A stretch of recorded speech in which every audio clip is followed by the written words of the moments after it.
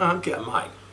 In this video, I'm going to show you my latest project and sort of how I came about doing it. What I'm talking about is this right here. And this is just a little plaque I made for a friend. And I find it to be quite interesting in how I come about thinking about it.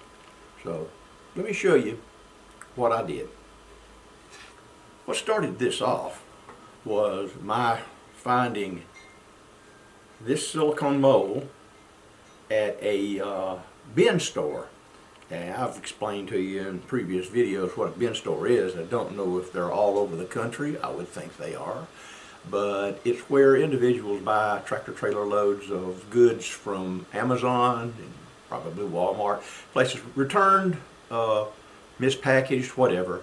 But anyway, they put them in big bins and you go in, and depending on the day, how much you pay for it. Well, the one that I go to in Anderson, South Carolina has a 50-cent a day where everything is 50 cents. I found this. I mean, this is really, really neat. This cost about $15 on eBay, on Amazon, excuse me. And it's really swell mold for making what's really an elk, but it looks enough like a white-tailed deer. We're going to get away with it, okay? And my friend is a big white-tailed deer hunter, and he'll understand this. So, from this mold, if you cast it full of resin, you get something like this. Nice, thin little representation of a deer or an elk, whatever you like to call it. And there's not a lot that you can do with these things. I said to myself, what am I going to do? You can put a little hole in it, and you can hang it and spin, or you can do whatever. But I thought that since I already had something that I was doing similar to this, that it would lend itself well.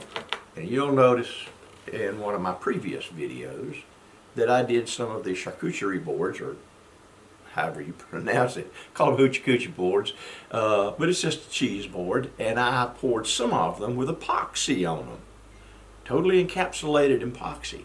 So I said, you know, this might be a really good idea if I can take this and I can put it on a piece of wood and pour epoxy over it. So I gave it all a try. Some of y'all know that I have a sawmill, and I end up with lots of scrap wood. Everybody doesn't have it, but the truth of the matter is this project can be done on anything. You can do it on plywood, you can do it on corian, you can do it on almost any kind of a very stiff board. You could probably do it on foam board if you wanted to, just saying. And what I mean is, you know, when I have a board, say that's 14 feet long, 12 feet long, whatever, and I need a 10-foot board out of it, I have to cut off a piece. So I end up with a lot of stuff like this. This happens to be cedar, and it'll end up being either a charcuterie board or it'll end up being one of these plaques, who knows. But you end up with a lot of stuff like that. And you can make some interesting things. Let me show you the next one that I have in mind, and then we'll kind of lay out what we're going to do. Now this is another piece of cedar.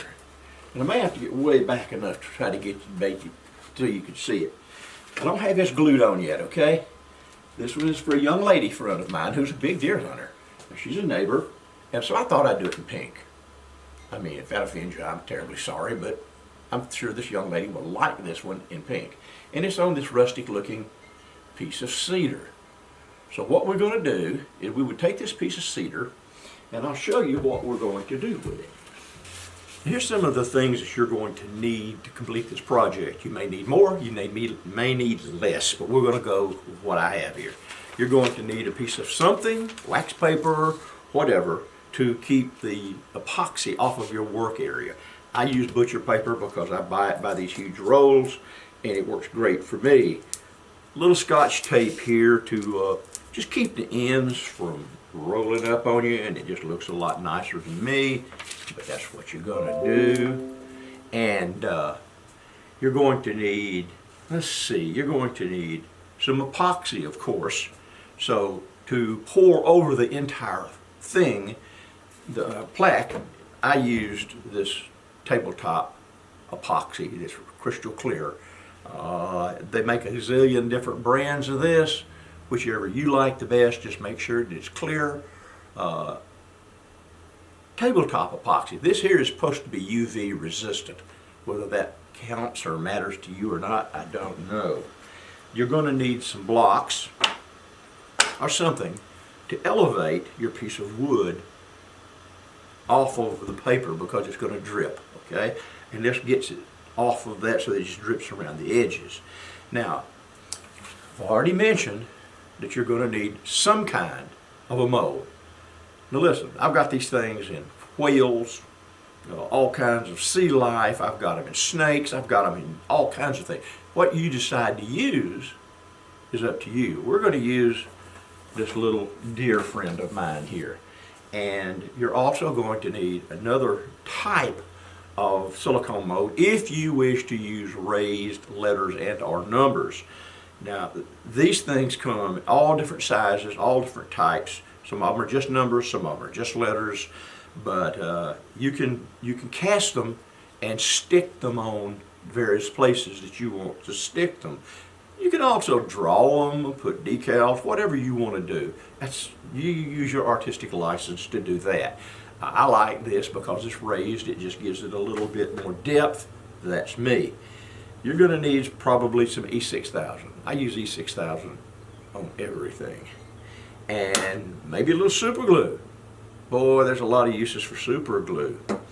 And maybe a brush. Keep your brush handy. What the heck? But I know you'll need one of these because they're disposable. That's a little foam brush. And you can spread the epoxy out after you've poured it on. You'll also need a cup to mix your epoxy up in, depending on how much epoxy you think you're going to need. Now, this holds about 8 ounces, and that's enough to do the plaque that I showed you. You may need more for a bigger plaque, less for a smaller plaque. Now, there again, you'll have to figure that out on your own. Now, I did not mention the other type.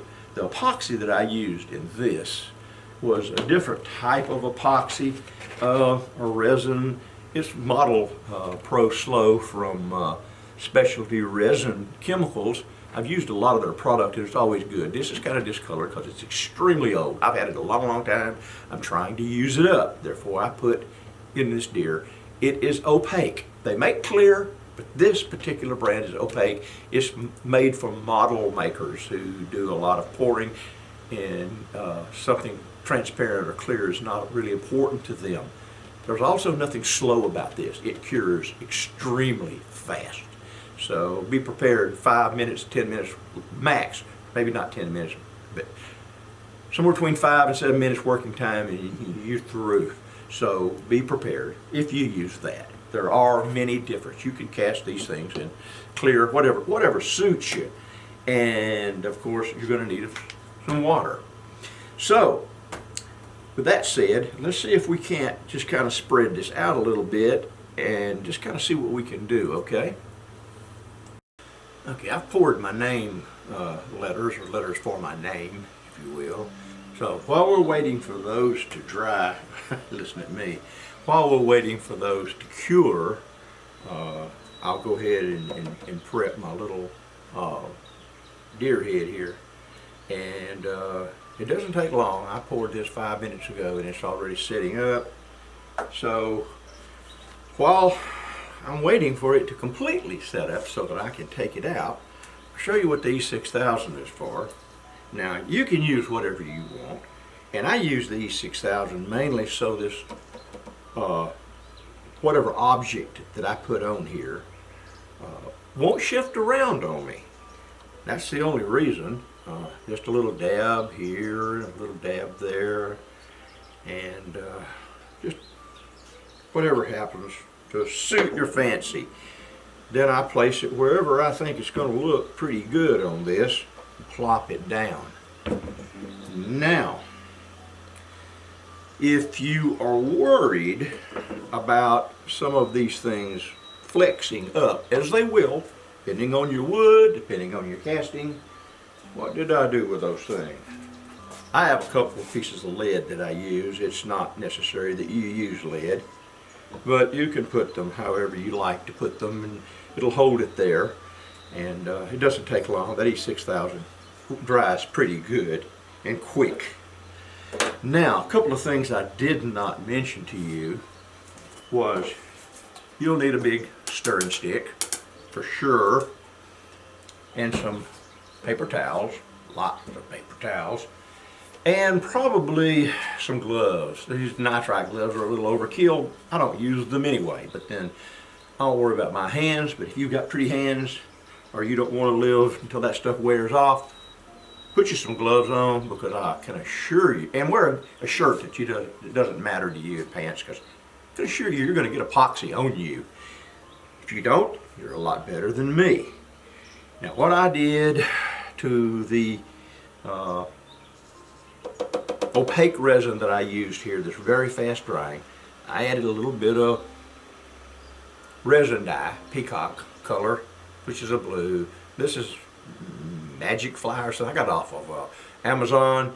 Just make sure that you're getting resin dyes and not alcohol ink. Alcohol ink will work, but the resin dye pigment is much more intense and you use less of it.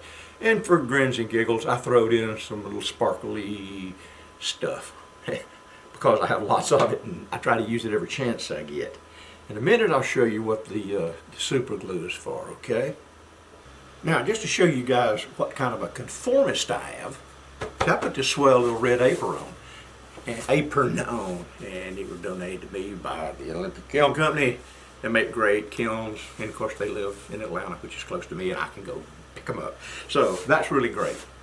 Appreciate the free apron, and this will keep me from getting epoxy on this shirt that my daughter gave me, and who would not be happy if I messed it up. Now, let's get back to some serious business here.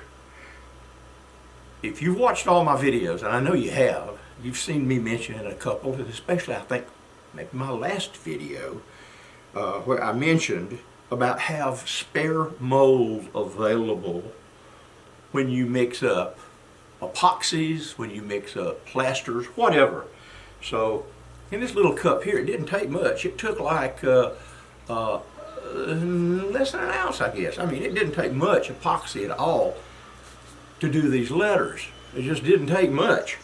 But it's easier to mix up a little bit larger amount of epoxy than it is a little teeny tiny amount, because you want to get it 50-50 or whatever the ratio is. So just like the truthful guy that I am, and standing for what I say, I poured all the excess in these. Now mind you, it probably hasn't been seriously 15 minutes. Still, in fact, the epoxy's still warm in these. But I'm going to pop this one just to see if it pops. See how close we are to getting this done. Because I should have done it ahead of time, but I didn't. So, see, that popped out like that. I mean, just that quick. So, see, I got this little bitty Hey Kitty or whatever it is that I can give to somebody, and you know, some young that wants it. And one of my favorites is this little koi fish. Lord knows how many of these I got. I have them in all kinds of colors, and it popped out pretty doggone good. So I got me a little green koi that I can put with my koi collection. And this one here, interesting backstory on this. When I went to the bin store last Wednesday, this mold was laying there, and I had no idea what it was. All I could see was this imprint. I couldn't tell what it was. But I give 50 cents for it, okay? Because I'm easy. So let me show you what it ended up being. I've cast it before the other day, but I was just tickled to death because I'm an old softy, okay? Look at that. Isn't that the cutest thing you've seen? She's a little baby. She's got little bunny ears or something up here and a little tail sticking up. But I thought that was about as cute as it could get. All right? Y'all forgive me for being an old softy, but I like that kind of stuff. And so, you see I got those three pieces right there out of the extra resin. So we're going to go ahead now, and I'm going to pop these out and clean out whatever flashes on them. and align them and get ready to show you what we'll do next. Alright, I've got everything popped out of my mold. A couple of real quick tips on resin pouring and stuff like that. Whenever you have a name, whenever you're going to pour something, happy birthday, Merry Christmas, hi Mike, whatever you're going to pour in here, always pour more letters than you're going to need, because some of this resin gets very brittle pretty quick. Some of it stays a little flexible for a while. So the first thing is pour more letters than you're going to need, so if you mess something up, you've got extra letters. The next one is pop them out while they're still flexible before they sit hard, and that helps. Sometimes you don't have that option, but if you can, pop them on out. And then of course I never mentioned that you needed a X-Acto knife, but you already knew that. You take your little letters, numbers, whatever, and they'll have flash on them. I don't know whether you can see that flash. I don't know whether it matters, but you take your X-Acto knife and you cut the flash off of them, and you get all the flash cut off so they're nice and neat, and then you can go ahead and start to put them where they need to be. I have all the flash cut off my letters, and I have them placed the way I want them on top of this. Now mind you, you could put them horizontal, you can put them anyway, depending on what type of embeds, if you will call them that, you want to use, whatever type of theme. Here are the extra letters that I have made. Just put them away. Odds are you'll never get this color again, but who knows, you might want to mix the colors up, and that's not a big deal either, okay? So you get that done. Now I forgot to mention that, keep your paintbrush handy and make sure you have no dust on this at all. You may have, before you put your last letters on, you might want to give it one final little brush. And now I'm going to show you what the super glue is for, because these are just laying there, and the more you touch them, the more they want to move, okay? And of course you can use your X-Acto knife and get them all where you think they need to be, and you'll never be happy with it. I won't. It looks like they're all somewhat askew, but then that's me. My brain is askew. So what I have is called super fast, super thin super glue, and it's one of about 4 or 5 different viscosities that I get from this company, which is Starbright, and I buy them in 16-ounce bottles because I use this stuff on everything. So what I do is it's so runny that you just kind of watch yourself, or you'll have it all over everything, and it'll just kind of dribble out thinner than water. And all I want it to do is touch a little bit on each letter,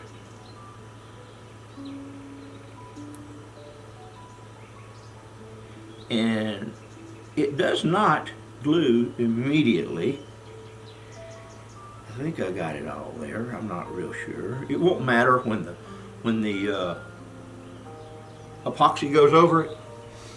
And if you have a little too much and it bugs you, like there's a little splatter right here, get you some paper towel. It'll just wick it right up, okay? Wherever you don't want it, it'll wick it up, and then, and you're just happy as you can be. All wicked up, all nice and neat, nothing's moved. And so there you go. I've got the young lady's name on it. I hope that's where she wanted it. Now you could put something else down here, but unfortunately I don't have anything. I'll leave that for her maybe to put a score of how many deer she's killed. I think it's something like 6,000 to 8,000. I don't know. She's no joke. She's a deer hunter, let me tell you. So, she can do what she wants to with the rest of this board. I'll give this time to set up a little bit, and then we are going to pour a little bit of epoxy, and that'll be the messiest part of this video. Oh, and I know you're all wondering what the water was for, right? I'm thirsty. Running your mouth makes me, or my mouth makes me thirsty. So there we go, folks. Let me come back in a little while. We're gonna mix up the epoxy. I'll mix it off screen, and we'll come back and we'll pour this thing, and I'll show you a few of the little tricks of the trade. And then when it dries, which will be in the morning, I'll show you what the final results are. Okay, I've got this epoxy sort of mixed up. I'm not going to tell you how to mix epoxy. Read the instructions on whatever material you have. Just be aware that you need to really mix it good on the sides and on the bottom to get it all mixed up. The more epoxy you mix, the longer you're going to have to mix it. The longer you mix it, the more bubbles you're going to have. We'll address bubbles in a minute. So I use a red Solo cup instead of my silicone, like I told you, because I can put 16 ounces in one of these cups. I mixed 12 ounces of this, which is going to be a gracious plenty, I'm sure. Just goes to show you that you can use a red Solo cup for something other than drinking sweet tea at a family reunion or an adult beverage at a ball game. We're going to use it to mix epoxy. So when you think you got it mixed up enough, you probably don't. Mix it up some more.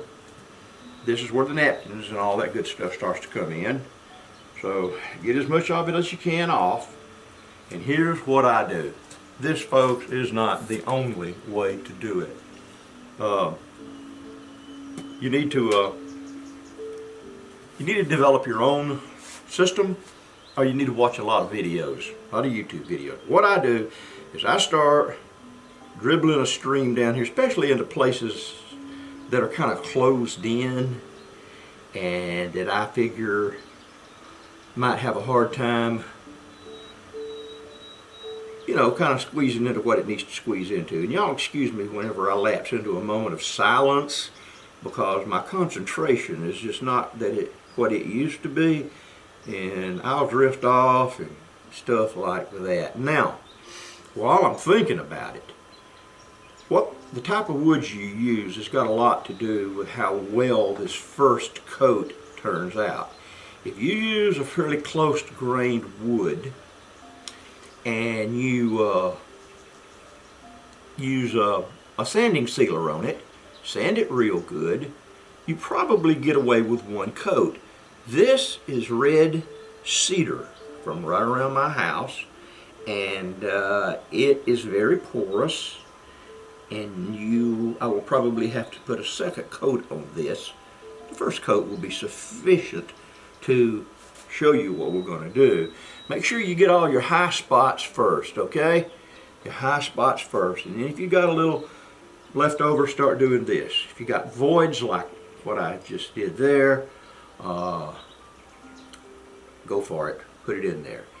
I don't know what this stuff is going to do on these natural live edges.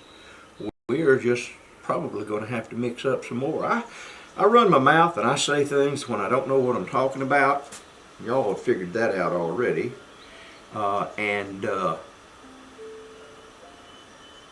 You know, I have to go back and back up and punt. But that's okay. It's okay if I back up and punt. So we've probably got about all we can get out of that. And you can use one of these sticks to kind of do what I'm doing here. And it looks like I'm definitely going to have to mix up some more, which is not a problem. And come back. Now when you're first doing this, like I said, it's going to soak in and it's going to look great, and you'll come back the next day and you're going to have kind of flat spots on it and stuff like that, and you're going to wonder what the heck did go wrong. Don't worry about it. Let it dry for a day or maybe a few hours, whatever your patience will allow, and then pour you another coat directly over the top, and that'll pretty much be it. I'm just using this stick to kind of get a heads up on things. Then I'll come back and I'll use the other little dealie I told you about, the little foam brush. I don't like to use these natural brushes because you just about can't get this crap out. I mean, you can't. It sticks to your skin, it sticks to your shoes, it sticks to everything, just exactly like it's supposed to. So, you got your little brush right here, okay? You can just kind of start coming out, and don't worry about brush marks. Don't worry about none of that stuff. In this case, we're experimenting here because I've never done this on a live edge before, and we just don't know. We just don't know. And it's going to drip off. The great thing about it dripping off is you can just kind of reach down there with your brush, get you some up, slop it on there, and fill in the blanks. Doesn't make any sense. But this is going to be kind of rustic, and we will see what we got here.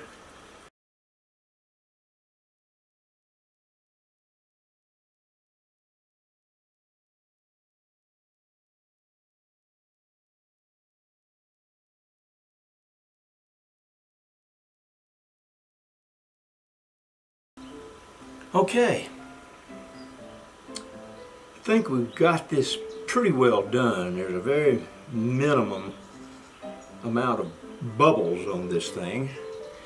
Most of the time the bubbles will just go ahead and pop on their own because it takes so long for this stuff to dry. I read the instructions on this stuff, and it didn't say what the setup time was, or the work time as I like to call it. But you have plenty of time to take care of little problems that you see that are popping up, like trash. And in the case of this one, there was a lot of trash. So that's it. I actually did not have to mix up anymore to get one coat over it, and I think it's going to be okay.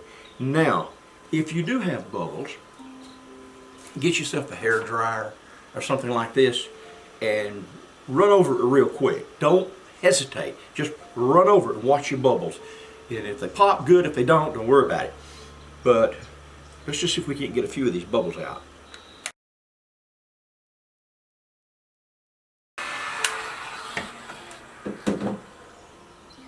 That's it, and that's about the neatest thing you've ever seen, watching them little bubbles pop, pop, pop, pop.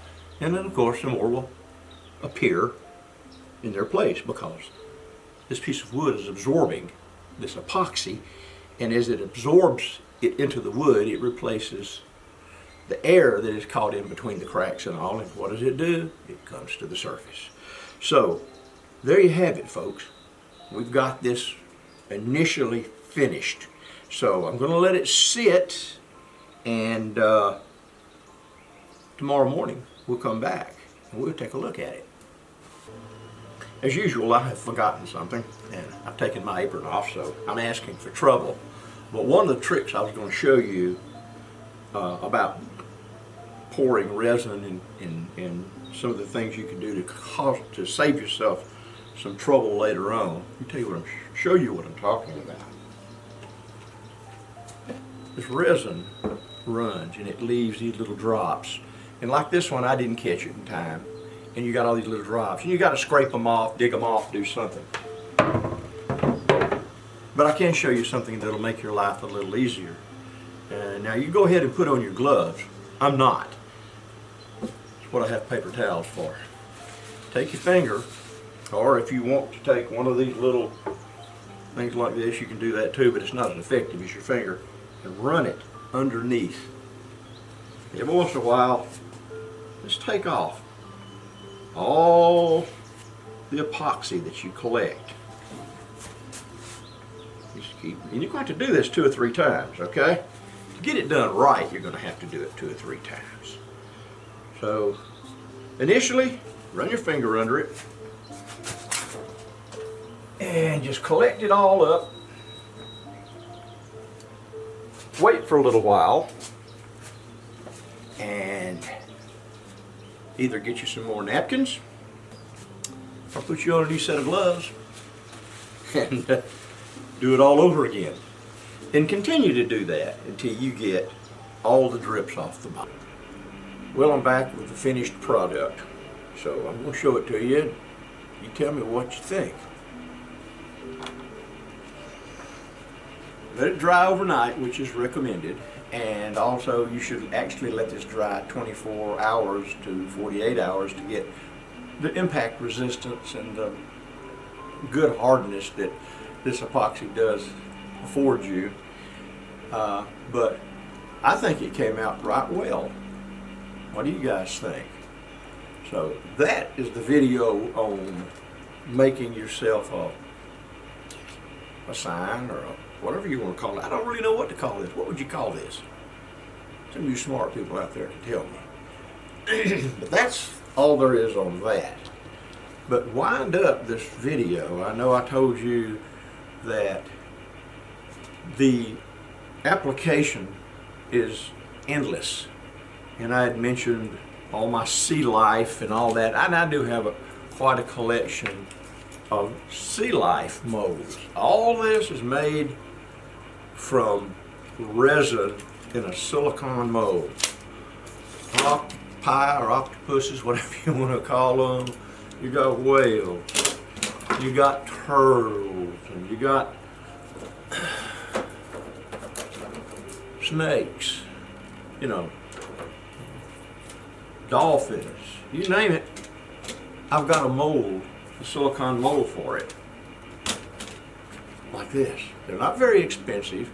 Almost all of them are around $15 for the large ones, a lot less for the smaller ones, and they are just absolutely wonderful to work with. What I kind of plan to do with a lot of these, and I'll be through, I promise you, is take some of these, drill holes like here, then maybe, you know, one in the bottom and hang, you know, like make kind of a little not wind chime, but a little wind thingy here. You know, hang several of them in a row. That's my thoughts. You could also, you know, place them on wood and do different things with them. They come in all the animals you can think of and all sizes. So there you go, folks. I hope this video hasn't been too long. I'm right proud of this. Just kind of wanted to show you how it would really turn out. So with that, if you have questions, put them in the comments below. Be nice. I'll be nice. If it's something you disagree with, disagree respectfully. I will listen to what you have to say. I learn a lot from my viewers. Anything you'd like to see me do, mention it.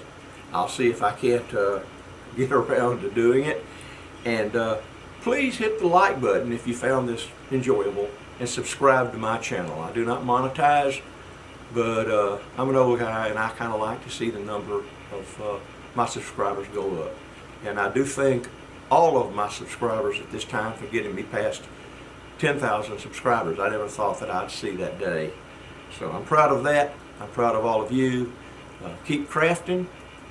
I'm Captain Mike, and I'm out of here.